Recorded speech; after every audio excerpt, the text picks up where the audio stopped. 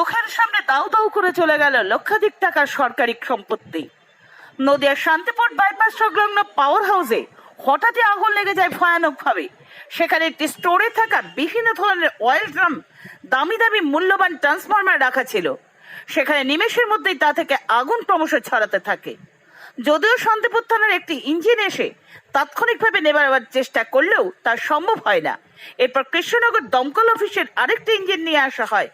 উপস্থিত হয় শান্তিপুর থানার পুলিশ। প্রাথমিকভাবে বিড়ির কিংবা সিগারেটের জ্বলন্ত কোনো পরিত্যক্ত থেকে আগুন অথবা ইলেকট্রিক্যাল শর্ট সার্কিট থেকে হয় বলেই তাদের অনুমান। সকলে মিলে এখন আগুন নেভানোর কাজ চলছে জোর কদমে। এ বিষয়ে এলাকাবাসীর সহযোগিতার হাত বাড়িয়ে দিয়েছে। ক্ষয়ক্ষতির পরিমাণ কয়েক কোটি টাকা। দীর্ঘদিন পাওয়ার হাউসের সিকিউরিটি কাজ করা ৪৯ বছর বয়সী শওকত আলীর চোখের সামনে কোটি কোটি টাকার সম্পত্তি শেষ হতে দেখে এবং আতঙ্কে অসুস্থ হয়ে পড়েন। তাকে ভর্তি করা হয়েছে শান্তিপুর স্টেট জেনারেল হাসপাতালে। এখনো তার শারীরিক উন্নতি হয়নি। নদিয়া থেকে মলয় দের রিপোর্ট। প্রসাদ বুথের পাশে তখন ওটা বন্ধ করে দাও। তখন প্রসাদ বুথের পাশে একটা মোবাইলের দোকানে আমি মোবাইল সারাচ্ছিলাম। দিয়ে আমার বন্ধু এই মানিক স্টিল ফার্নিচারে কাজ করে, এখনও সে ওইখানেই আছে। সে কাজ করে বলছে তোদের ওই স্টোরের ভিতরে আগুন ধরেছে কিসে? জি তা তো জানি না। তাহলে তো জানতাম, খবর পেতাম।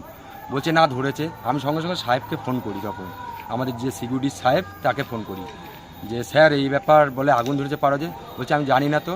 উনি আমি তখন মোটর সাইকেল নিয়ে, আমি এক বন্ধুর মোটর সাইকেল নিয়ে আমি এখানে আসি। এবার তখন দেখি সিকিউরিটিরা আমাদের দৌড়চ্ছে। আর তখন ওই আগুন দেখে আমরা আর কেউ সামনে যেতে পারিনি। যা আপনারা এখানে কাজ করেন তো? আমি এখানেই কাজ করি, আমি বাড়িতে কাজ করি। আর এখানে এটা কি সরকারি? হ্যাঁ সরকারি, এটা শান্তিপুর জার্নালিস্ট। কি কি ছিল ওখানে স্টোরে? ওখানে ট্রান্সফর্মার ছিল, সিটি ছিল, এলএ ছিল, তারপরে হার্ডওয়্যার ছিল, তারপরে হচ্ছে পিনবিস এইগুলো ছিল, আরও অনেক। ওই তেলের ড্রামগুলো কি? তেলের ওই যে তেলের জিনিসগুলো, ওইটা ট্রান্সফর্মার আছে, তারপরে সিটি আছে, এগুলো তেলের ব্যারেলগুলো? না ব্যারেল না, ওটা হচ্ছে ট্রান্সফর্মার, হচ্ছে আলাদা জিনিস, ওর ভিতরে তেল আছে শুধু। কত টাকা দাম মোটামুটি? প্রচুর টাকার মাল, ওইগুলো আমরা সাহেবরা বলতে পারবে। কোটি কোটি টাকার? কোটি টাকার প্রায় মাল, প্রায় মনে হচ্ছে। শান্তিপুর থানার থেকে লোক হয়েছে, আমি বলতে পারছি। কি নাম আপনার? কেন ওখানে চারিদিকে তো কারেন্ট আছে। আমার নাম দীনেশ ঠাকুর। কিসের কাজ? Security guard. কতদিন ধরে করছেন? আজকে প্রায় 7-8 বছর। কি হয়েছে ঘটনাটা? ওখানে আগুন লেগে গেছে, তাতে অজ্ঞান হয়ে গেছে। তো ওনার কি তাপ কিছু লেগেছে নাকি? না না, তাপ লেগেছে শিওর আমি জানি না, আমি ওখানে ছিলাম। মানে ভয়ের বা এরকম আতঙ্ক হয়ে গেছে। আচ্ছা, আপনার হ্যাঁ, শুধু বলছে সব শেষ হয়ে গেল। তার মানে উনি এখানে কাজ করেন দীর্ঘদিন ধরে? হ্যাঁ হ্যাঁ হ্যাঁ। ওই প্রতিষ্ঠানটা যেহেতু আগুন লেগে গেছে, সরকারি যদিও, হ্যাঁ, তাই জন্য খারাপ লাগছে। এখন কেমন আছেন উনি? এখন তো অবস্থা কী নাম ওনার? শওকত আলী। কত বয়স? এই 39 বছর। আপনি কি হন? আমি ওনার বউ। আপনার নাম? অ্যানি বেগম। যায়নি এখনো। আমাদের এই লাইনটা বন্ধ করে উড়ে গেছে। এই যে 90টা ট্রান্সফরমার কেমন হবে? আমি ঠিক জানি না আনুমানিক একটা